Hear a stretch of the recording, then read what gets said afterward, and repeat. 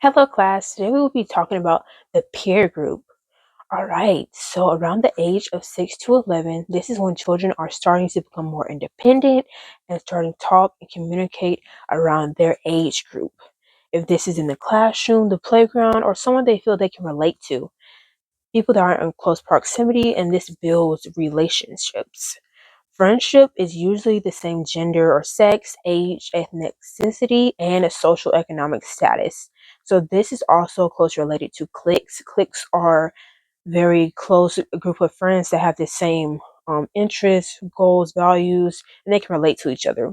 Kids value personal friendship over peer acceptance.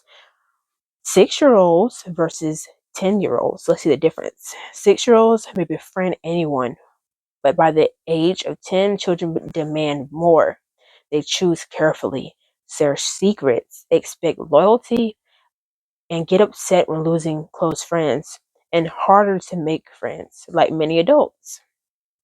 Most older kids choose based on interests and background and values. So if this is baseball, football, tennis, gaming, a lot of people they have interests and this is how they become close friends.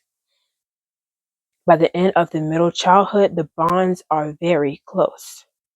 I had a best friend around the age of, let's say, 8 all the way up to 11 or 12, and we've had a very close relationship because we had the same values and interests. We like gymnastics, we like a Christian background, we had good family morals, we like swimming. As young girls, we just like the same interests.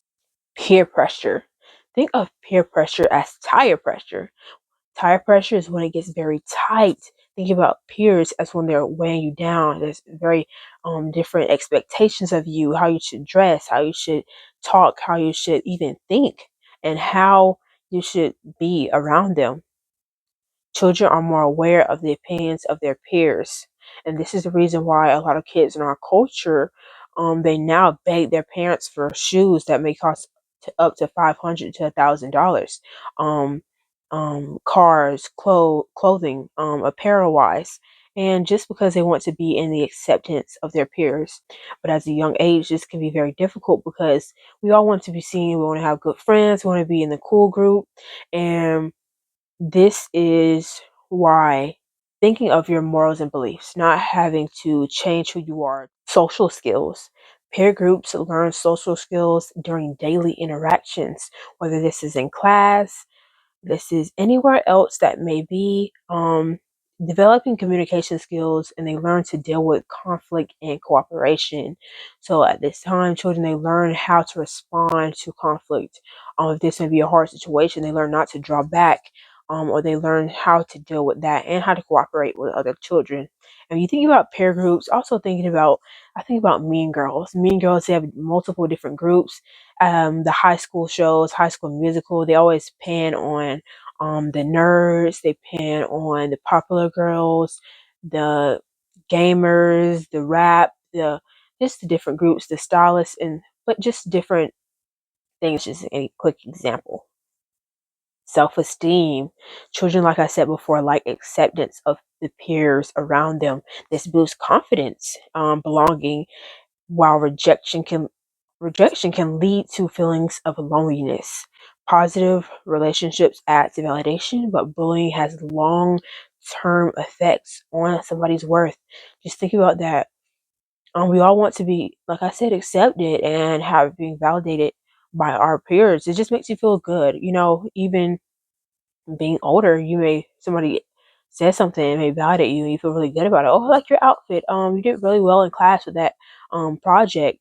Um this is just validating and it makes you feel good. But bullying, this is degrading on our self-esteem, degrading on our confidence, degrading on who we are as a person because we look up to our peers as someone that's close to us, but this, like we said, it damages our worth. And in this culture, we um are on social media, and this we compare ourselves to others because this how it is portrayed on social media. But everything we see is not true.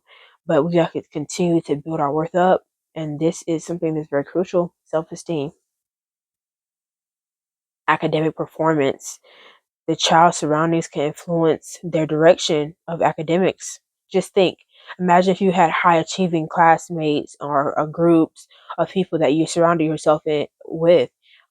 This will be a different effect on you. If you see them doing their work on time, you see them staying on top of their work, they ask questions in class, they do these different things. This will be an influence on you because you see them and you'll be like, I should be like them. It's an encouragement. But just imagine you have friends that, or you surround yourself with people that are discouraging academics wise. They say, oh, I don't do homework.